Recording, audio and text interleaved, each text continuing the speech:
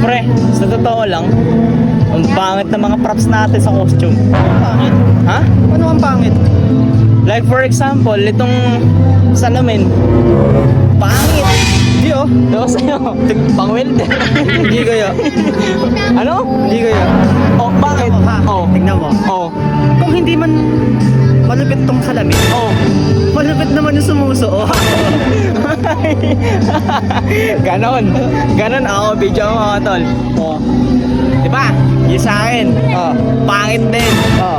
Pangit yung ano ko, diba? Salamin. Ganda nga eh. Ano? Ganda. Tol, alam mo kung ano kinaganda nito? Ano? Bakit siya kung titignan pero maganda to? Paano masabi? Trivia. Etong salamin na to, salamin pa to ng mga sinaunang tao. Antique. Ha? Benta mo kay Boss Toyo yan. Oo, tol, yun nga yung goal ko dito, pre. Ibebenta ko nga kay Boss Toyo para ano. Dito mo si Kuya.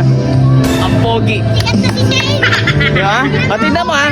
Diba? Pangit siya. Oh. Tapos sinauna siyang salamin. Oh. Pag pinasuot ko dito sa bata, tignan mo. Oh. Ay, God. Tingin ka sa camera. Ang pogi niya, di ba? Ikaw ba yan, long mehiya? Di ba? Ganyong, ito yung ano, pre. Ito yung advantage nito. Kahit sabihin natin pangit. Pag pogi no yung sumusuot, lulubog yan.